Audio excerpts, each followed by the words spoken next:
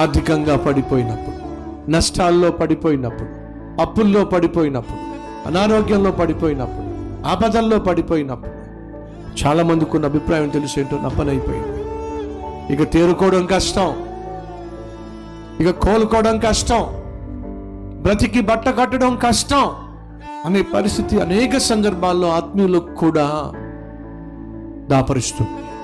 ఈరోజు మన మధ్య ఎవరైనా ఉన్నారా ఇక బ్రతకడం కష్టం, లేదా ఈరోజు నువ్వు కలిగి ఉన్న అనారోగ్యాన్ని బట్టి ఇక నేను బ్రతకనేమో, నా పని అయిపోయిందేమో, సైతాను తీసుకొచ్చినటువంటి భయం చేత ఆవరించబడి బ్రతుకు మీద ఆశలు వదులుకుంటున్న వారు ఎవరైనా ఉన్నారా? అయితే వినో, నువ్వు సేవిస్తున్నా, నేను ప్రకటిస్తున్నా ఈ ప్రభు అయిన యేసుక్రీస్తు నిన్ను బ్రతికించుటకు చాలినవాడో, బ్రతికించి తీరతాడో.